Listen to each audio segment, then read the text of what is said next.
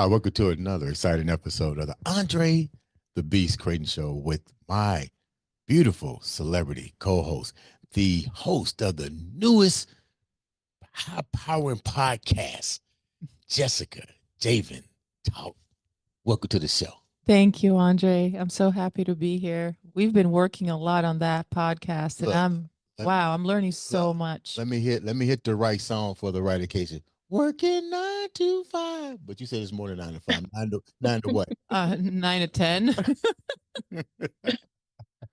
You got a new podcast coming out. Tell the viewers a little bit about it, how it came to be, and the whole 9 yards. Give us a little bit of insight on that. It came out from my transformation with myself and wanting to empower other people to do the same and to realize that they have much more power and access to things that they are aware. So bringing this awareness out there and bringing all these extraordinary people to talk about extraordinary things on the podcast will empower people around the world to tap into that in their own lives. And I'm feeling all that energy over here, man. That's like, whew, that's too powerful. Me too. Debuting this spring. That's right.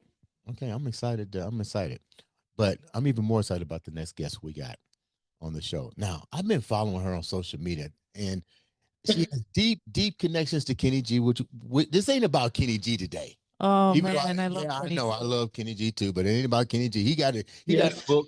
He got to book his own time. You know what I mean? Right. We'll send him a link and let him handle his business. But Yes. just imagine having a mindset that filled with resilience, that no matter what obstacles stand in front of you, you're gonna achieve. Nothing's gonna hold you back. Can you imagine that? That's freedom. That's like power and freedom at the same time. Total freedom. That's called beast mindset. Yeah. You know, if something's in front of you, you got to figure out: am I going under it? Am I going around it? Am I going over? Or more importantly, am I just gonna kick it the fuck out the way? You know what I'm saying? Right. We have a That's right. young lady on the show that has definitely done that and a hell of a lot more. And she's here to tell us that truly beast mindset story. Introduce our guest. Oh, it's such a pleasure. Katina, and welcome. Katina. Thank you. Thank you so much. Before we get started, look, I'm getting goosebumps. When I hear somebody doing the shit that she's doing, man, I'm like, wow. Mm, You know, because when I hear people with that beast mindset, mm. it's almost electrifying. You know what I mean? You feed off of what they're feeding, and more importantly, not bringing any negativity.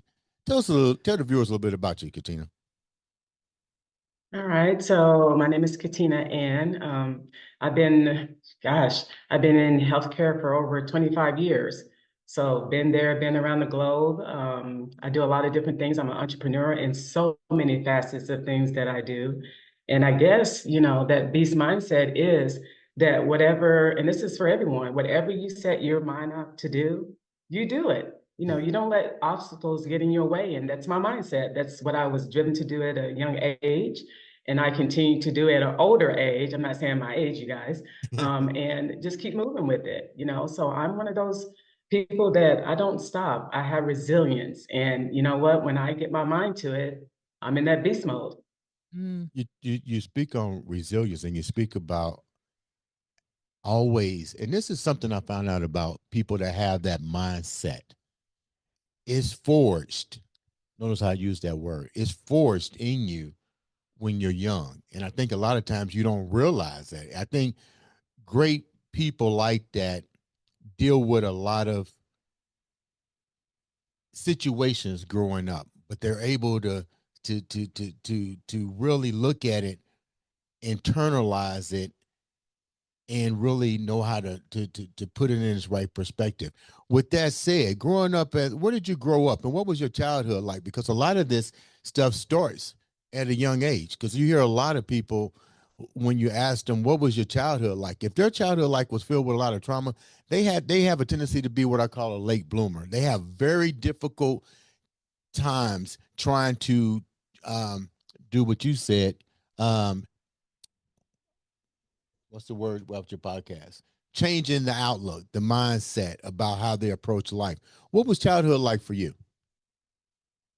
So with me growing up, believe it or not, so I was actually, we call it tomboy. So I was actually a athlete. So I did a lot of different sports. I did basketball, track, and volleyball. Mm. All American in college.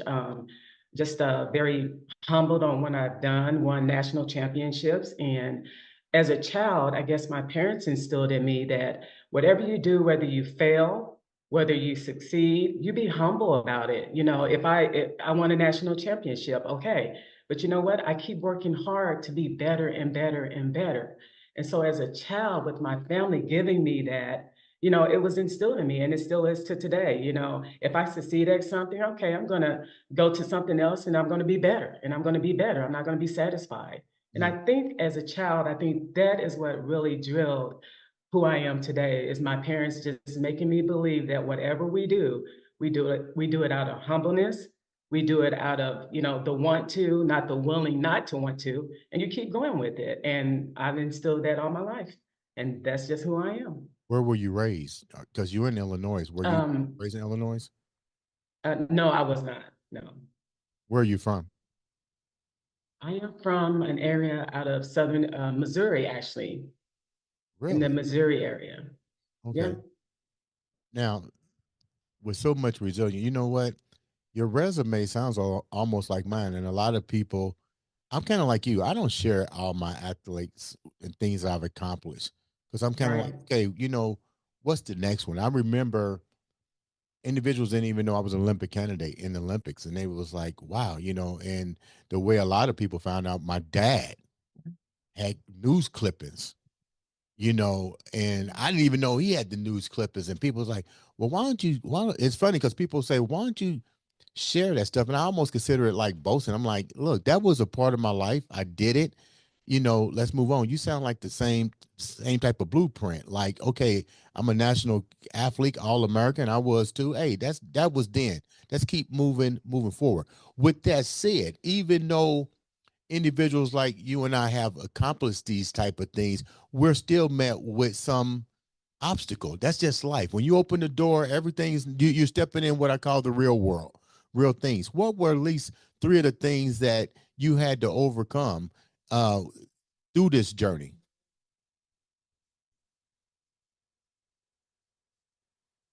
Katrina? Katrina? Did she freeze? I think she froze. Katina? Can you hear us? Let's see if she comes back because we can edit it.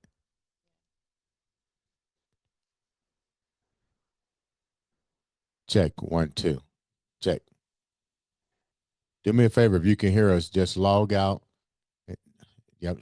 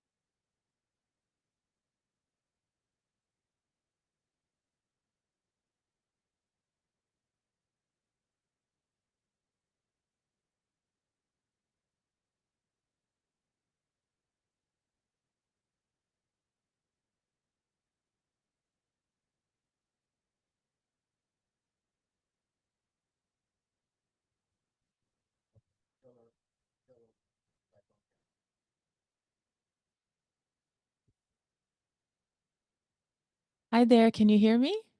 Yes, I can. Good. Wow. That Good. was it's just poof. Yeah. So Andre is just Sorry about that. restarting and he's coming, and we'll edit Okay. that part out and we'll just take it from where we stop with the last question. I think Absolutely. there you Okay, go. we ready? Start from the last question. Ready. Okay, so the last, were you able to hear the last question? No, I did not. I Okay, don't think so. okay, let's start over. One, two, three. With so much of things that you've accomplished, which is truly great, I can relate to a lot of that, accomplishing and so forth, and being humble at the same time. But people fail to realize that you still got to open that door and walk into what I call the real world, where you're still dealing with people, issues, and so forth, and it's going to come back and affect you in some kind of way. Give me 3 moments of your life that this has happened to you. I would say starting off as a nurse in some facilities, your self-worth is more than everything. Coming out as a young nurse, the older, populations with the veterans of nursing, they usually don't look at the younger ones the same. We have to kind of get in where we fit in that. And I think just because of my energy and the way I was built, I had to show like a lot of tenacity of who I was as a nurse, if that makes sense. More of, you have to gain that trust, that respect of knowing that, this young lady is a nurse, she's doing her thing, and she's kind of where we are. How do you overcome that? So that mindset is you just keep pushing, you keep working, and you know what? I drown out the noise. So that's one. The second one is I'm a licensed nursing home administrator. I've been for over 10 years and I managed over 17 facilities.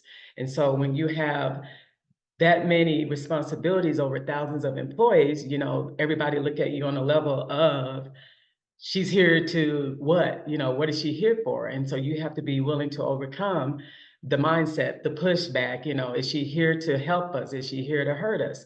And so I think that one is the main one that really gave me more of an insight of where I am today. Of what? There's thousands of people out here in the world, and you're going to have so many mindsets coming at you with different opinions, different abilities, and you got to be able to overcome that. And I think that is actually the main one. And the last one is just here in the present today, just being who you are.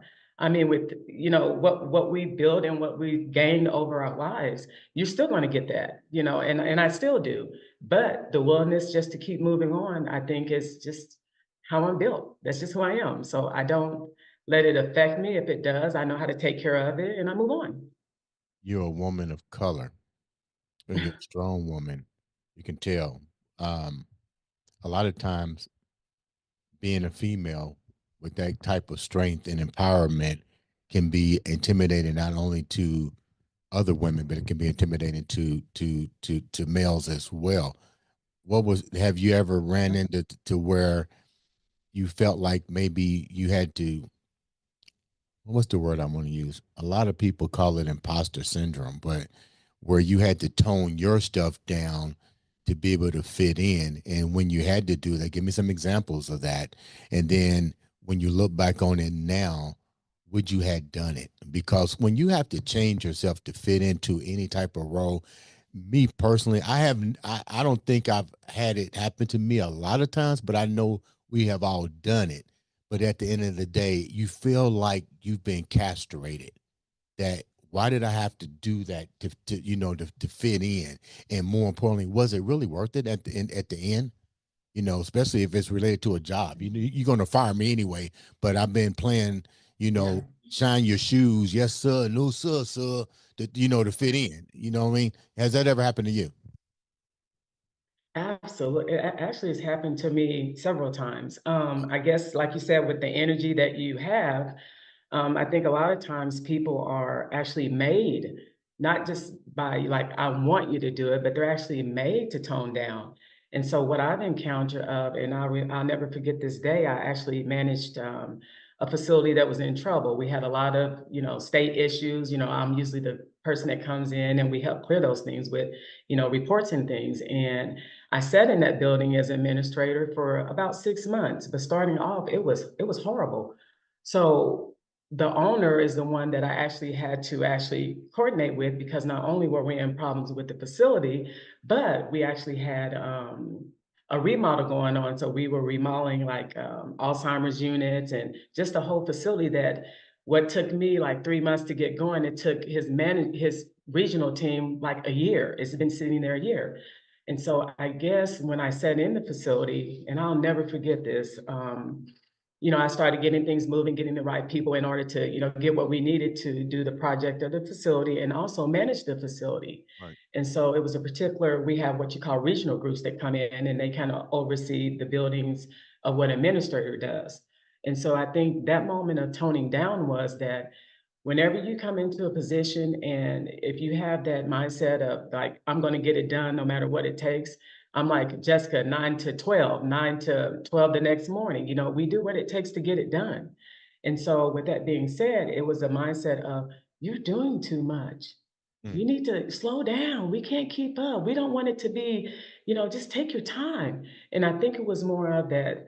It was something that I was able to do myself with my team in the facility versus what the regionals couldn't do out in the open. They had this force, they had more, I would say, more resources to get it done. But with that sense, it was almost like, okay, you need to tone it down. You're moving too fast. It's almost like you're making me look bad. And so I think that was one moment to where if I look back on it, Mhm. I wouldn't have done anything different because that's how I'm built. Wow. You got a question, Jessica? Yeah. I love what you said, and that makes me. I'm a firm believer of not seeing the mistakes as a setback, but as an opportunity for learning and for growth.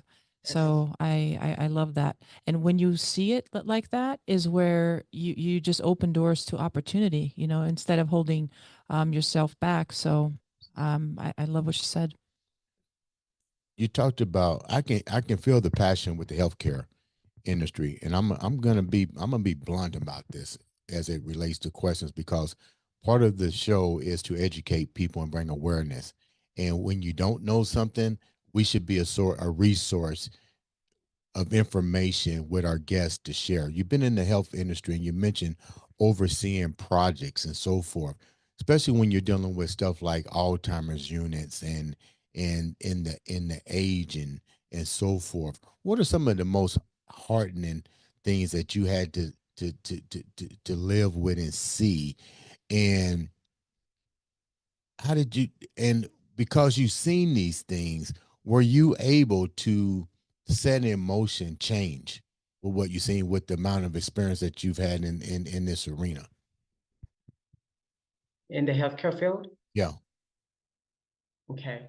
I have, and I think one of the hardest thing that, and I see it still, even though I'm not specifically there because I do so many things, but it's more of what it is now versus what it used to be. So Mhm. back in my day, we had that level of you get in, you do your job, you take care of the people, and I'm all about people, ethically,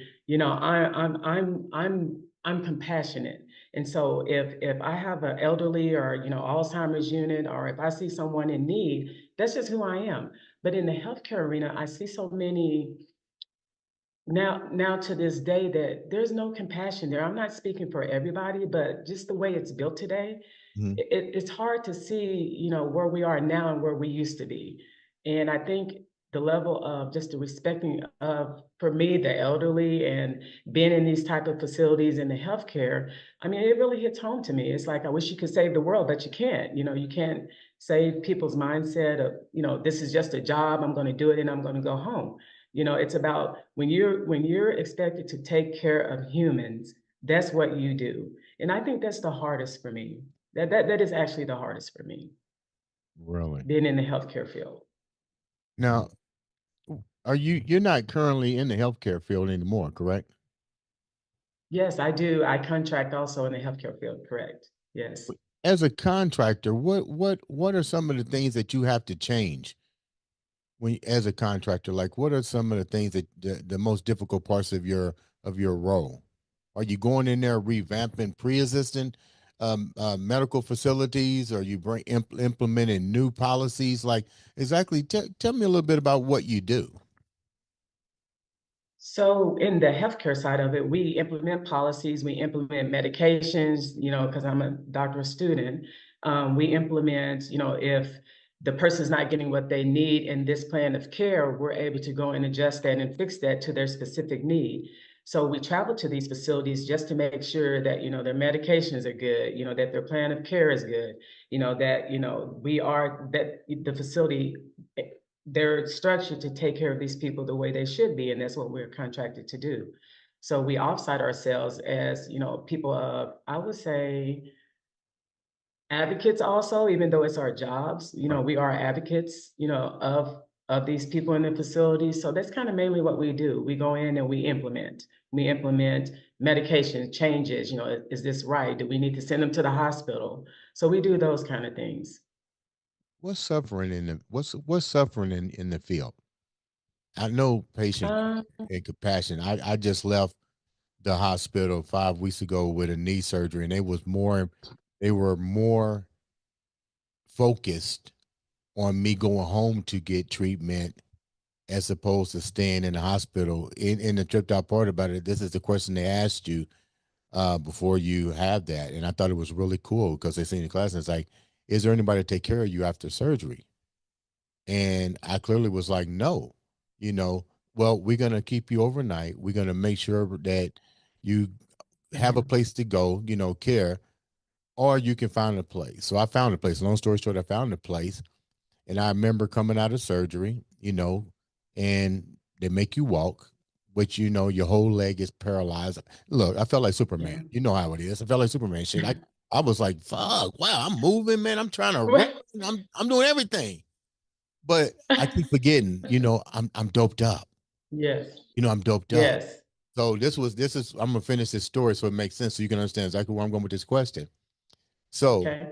I'm walking back to my room and I'm like, and I remember the lady said, "Man, you're doing really good." I said, "Well, that's good because that way when I go to the nursing home that has me a bed already and they got rehab, I do great. I got my whole plan worked out because I did it prior knowing I'm gonna have the surgery." The lady said, "What are you talking about? You're not going to know. You're not going nowhere. You're going home." I said, "Pardon me?" I said, "No." I said, "I was clear with my treatment plan, my aftercare plan." Yeah. Yeah. He was like, "Oh no, we don't send people there. You going home." Yeah. Wow. I got emotional because I'm like, it was almost like the Twilight Zone. Yeah. I was like, what are Yeah. you talking about? Now I'm already just coming out of surgery, but now you're traumatizing me. You know what I'm saying? So that comes with the Yeah. compassion that you're talking about. They were so adamant about sending me home that luckily I knew one of the surgeon nurses there. She came and talked to me. Just like, "Dre, they're trying to send you home." I said, "Home to where? I mean, like nobody's there to take care of me. I already got my aftercare plan." So she went back. I stayed overnight. But the long story short, they wound up kicking me out. They said it was going to send me Hmm. where I was supposed to go, but they never did. But then I figured out when I went back to the doctor, to get my other knee done. This was like 2 weeks ago. And I said, "Look, I don't want the same thing that happened to me 5 weeks ago. Are you going to be able to send me to the treatment place so I can get treatment? If not, I need to come up with plan B." And he said exactly what I said. They don't have the time to do that. The ideal is to numb your leg. Pain medicine wears off within 48 hours and you're at home. This takes the responsibility away from the hospital, puts the responsibility on your family, and they call Yeah. it, they know what Yeah. it's called the level of care. So my level of Yeah. care, this was I figured all of this out. The policy that you're going to talk about. The policy was to get me out and get me home and to not be a burden or cost dollars to the hospital. So it would have cost them more time to fill out a simple paperwork on my level of care to go to a place that I already been approved for. But it was easier to say his level of care is great. He's able to walk, he's able to do this, he's able to do that. But they failed to realize that's a false read. I'm numb. But you filed the Absolutely. paperwork. Yeah, you filed the paperwork saying I'm deemed to do this. So the insurance company won't allow me to go Ugh. to get my own care. So that's policy. So how has you've seen these things happen? How does that make you feel? Mm, man, it makes me feel really bad for our system. I'm just being honest. And when you talk about level of care, one of the things is insurance. So that's pretty much what it's boiled down to. So what we deal with is, so when you have a specific surgery or any type of procedure that requires pre-authorization from insurance companies or Right. whatever your plan is, HMO, PPO, it doesn't matter. So they base this off of, okay, number one, is Andre, does he have the strength to go home? Does he have the strength to take care of himself? Check. Yes, he does. Okay, insurance company won't pay for it only because in order to save the dollars, they're going to make sure that if we can check as much as we can, we're either going to send you home or if we can, we are going to send you to a rehab or somewhere else. And I think that's the most difficult thing is that we have insurance companies actually, how do I want to say this? Making decisions for our care. And I think that's a little scary because, like you said, it could be that I may come out of the hospital a little bit better than you, but what is it for the insurance to decide, where we are? And I think that's the most heaviest thing that we deal with in our facilities. It's always about the insurance. And if you don't have insurance, watch out. You will go home Wow. with no help. Wow. Yeah, that's the hardest in our field. How do what needs to be done to change it? You've been in the field long enough. I What has think to be done to change it? I feel that, it's a system. It's a system throughout our United States. And one thing that I always advocate and tell my clients all over the world where we go is you have to advocate for yourself. You have to know what insurance you have, number one, because if you get any kind of plan, they're going to tell you anything just to get your money for your premium. So you have to be diligent as a person to be able to understand what is it that it takes to require if I have to go to a nursing home. So we got to do a little bit of homework ourselves. Mhm. We can't leave it up to the system because they're not going to tell us. Mhm. So I think the most important thing is the empowerment. Like Jessica, I can't wait to see your podcast. Is making sure that you know what it is about your insurance or whatever it may be. Don't wait for the system, the doctors, the hospitals. You need to be an advocate for yourself and you need to have a voice for yourself. And I think that's a lot of what's missing. We don't have a voice for ourselves because we don't know. We need to take the time out to get our resources and know where we stand.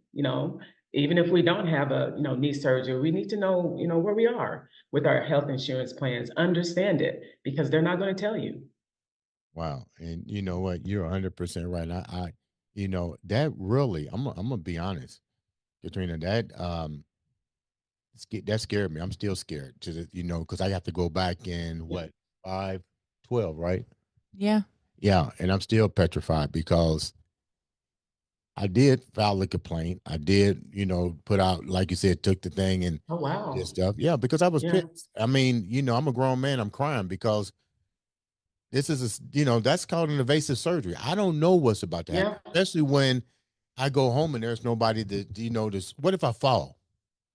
But I already told you, Absolutely. I already told you these things were like manifesting over and over my mind. I'm thinking, wow, if they're treating me like this, me who's strong and fit, and you're sending other people home by falsifying their level of care based on the fact that they're doped up and they have 48 hours to stay this way, and then Yeah. once the pain meds wear off, what if they fall at home? No, it's a lot. My It's a lot. my husband was in a car crash. He had spinal injuries. One was completely severed, and the other one was cracked. So Ugh. he has rods and pins on his lower back. Oh my. Almost died. But anyways, when he went from the surgery, hours after we got to the hospital, after the surgery, they were going to take him to another unit, I think to check his lungs now because they were concerned about maybe collapsing or something. I wasn't sure. And thank goodness I was there, and I had friends coming, and then my friend said, "You make sure you tell this group of people that are taking care of his lungs, this unit, that he just had spine surgery or something like that," because she said, "You see, it's a different part of the hospital, and sometimes they just go over the paper so fast and they don't know." Um, and I'm sorry, he had also a broken rib. That's what it was. It was the broken rib. Oh, wow. And when I went in and before they took him to check his lungs, I said, make sure that when you're moving him to this bed over here, that you're being gentle because he has broken ribs too. Oh, okay. Thank you for letting me know. Mm. Like they didn't know Yeah. the miscommunication. Yeah. If you're not there, you don't have Yes. somebody with you, and then you're all doped up. Who's gonna advocate for you? That's right. I'm going to ask this question Wow. to you. I can see how you bring your process of empowerment into the work field. But what are you mostly passionate about? What are things that really get to you that keeps your engine going? Man, You gosh. wasn't prepared for that. When you Um, walked through that door, man, I think what am I? Gosh, I'm passionate about a lot of things. I think just being in the field of empowering others in general. I get joy out of just knowing that if I'm able to just lend a voice to someone right. to move further or just to motivate them or excite them or, hey, you started this. How did you do that? That's what I'm compassionate about. That's what I love. I mean, I thrive off of that stuff. That's just who I am. What was one of the biggest joys for you with helping and empowering individuals? An example of somebody or a situation that was completely collapsed, and you came in and just basically used your energetic superhero powers to make a difference. Mhm. I think one would be just, like Look, I said, look, she said, I think in one. the in, That means I you got think many. Look, you said, well, let me. well, there's many, but there's one particular area that was way out there in a field. It's all about healthcare because that's what I'm compassionate about, and I think that this one, I think we saved the day. We had a lot of we didn't have any staff. You know how you come into a facility, you have all agencies, so we're paying them 10 times the double amount of money. It's all about money in order to survive, make this facility survive. Right. And so when you're working 80% on staffing and 5% on just regular employees in your facility, that's hard because it goes back to what Jessica said. You have that level of care and you have someone coming in that don't even know your patients, that's tough because, hey, you didn't know Mrs. Jones used a Hoyer lift in order to transfer. And so you drop people, so that's important. That's very important. It's important to the state. So I think this one, I think, just left me to the end of, you know what? If I can't be more proud of anything else in my life, this did it. So 80% agency, 1% our staff, we were able to turn that facility around in 4 months with no agency, from nursing to nurse aides in general. And Right. I think being an advocate for patients, I think that was it for me. I think that's a check mark for me. I'm going to carry it for the rest of my life. We were able to provide people that can come into the job, be our own employees, and not worry about the lack of level of care. That did it for me.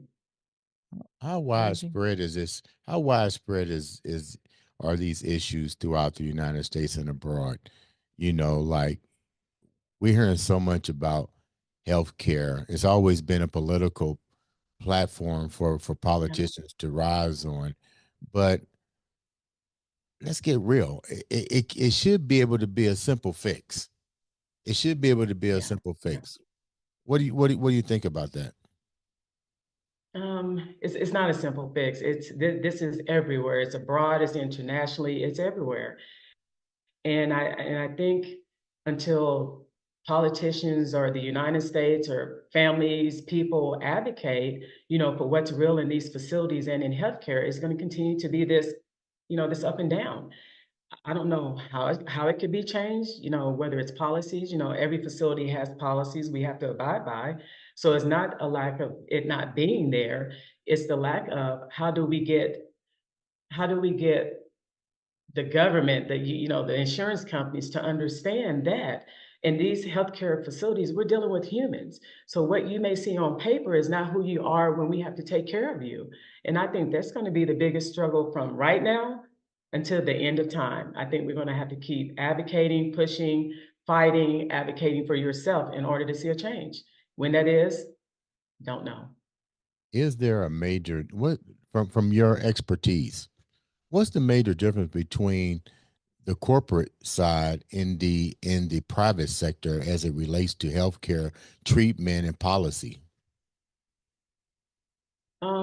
As far as like on a corporate level of the Yeah, ownership or on the corporate level of ownership.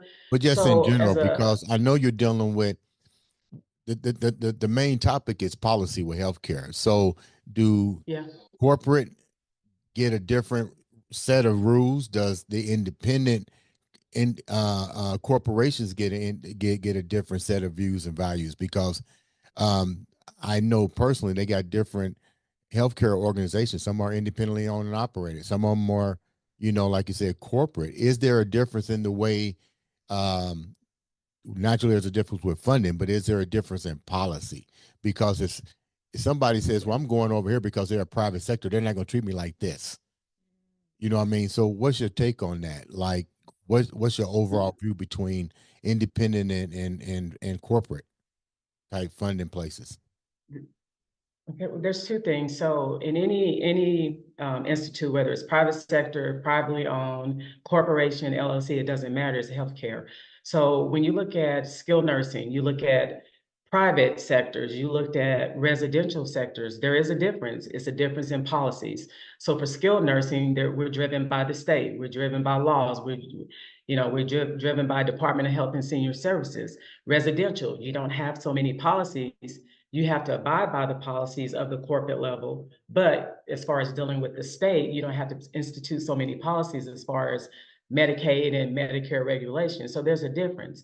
But the overall, I think the overall division of this is everybody has policies. When you join a organization or buy an organization, you still have to do the missions, the policies, and you have to stand by those. You can't change them unless you institute them, for the better. Um, they're all driven the same as far as, how we take care of people, but on the private sector, residential sector, it is driven by the regulations of the state. So you So still if I came into, mhm.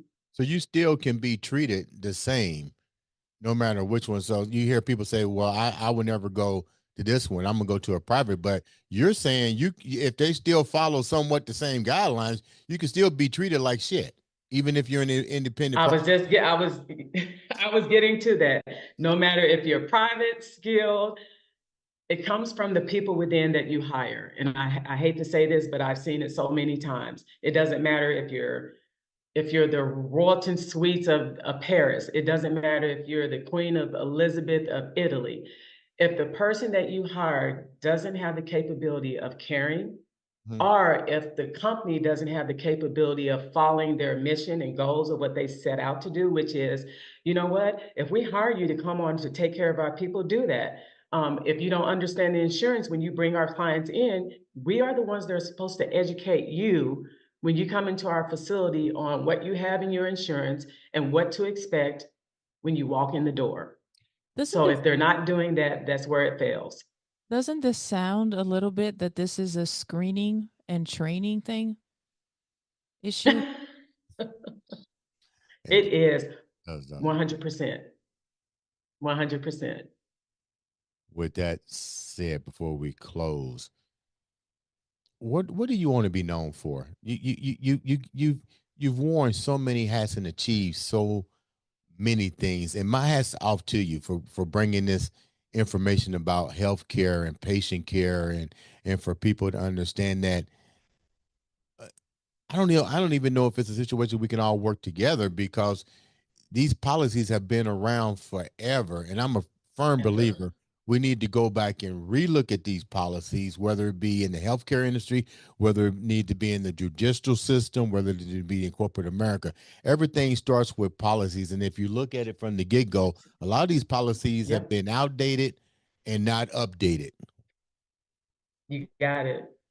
What do you want to be known for? The lady of that's fighting for healthcare and patient advocacy. I mean, what do you want to be known for? What's your next mission here? What I want to be known for is just having a voice for myself and others. I'm not going to change as far as my endeavors. I do so many because I'm driven. So whatever this piece is over here is not going to change who I want to be. I am my authentic self. So being known for just a person of honesty, trust, integrity, and knowing that if you talk with me or if I meet you or in person, I am who I am. I don't change my stripes. I don't change who I am.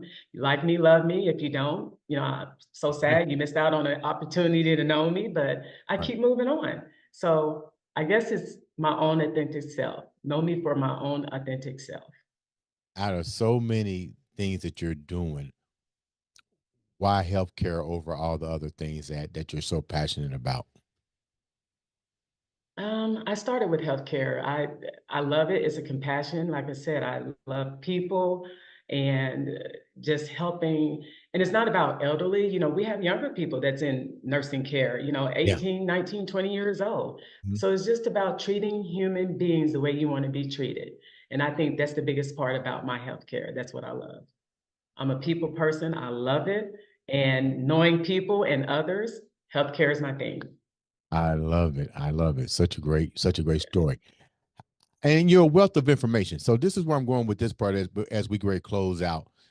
I'm pretty sure you don't mind sharing your knowledge and expertise with individuals that may have questions concerning the healthcare industry, patient care, whatever. We like to be a resource for people. How can people reach out to you? And I'm pretty sure you'd be willing to share your knowledge with them if they have questions that they're concerned about as it relates to healthcare. Can they reach out to you? They can reach out through my social media, direct message me. It's open. Um, I can email my email. I mean, I think social media, if they want to reach out to me, is the best. Or if they see the show and they say, Andre, who's this person? You can feel free to give them my number, my email. I'm open. I'm What's your open. social I'm all media? about What's helping your social others. media handles that they can reach out to you on? So Email. Instagram is Model Beauty Katina, and I'm a model by trade. Facebook is Katina Ann, so they can reach me out through that. You're a model. Wait a minute. You're not getting off that Yeah. easy. You know, she's a model too. So you're not getting off that easy. I don't get many models on the show, dog. So what's some of the I do modeling many stuff of things. yeah, what's some of the modeling stuff you've done? Fashion brands younger and to now, I do fashion brands for companies where, like I model their items or if they want me to model like a specific shade or pants or things like that back in the day, runways, just a lot of different like multifaceted things that I did with modeling. Fun, actually fun. Still in it today. You're So gonna say, Jessica. No, I'm just relating to her from the beginning till the end. Eugene, thank you so much for taking time to come on the show. But before we leave, let's welcome. close out and talk about the new podcast airing this spring.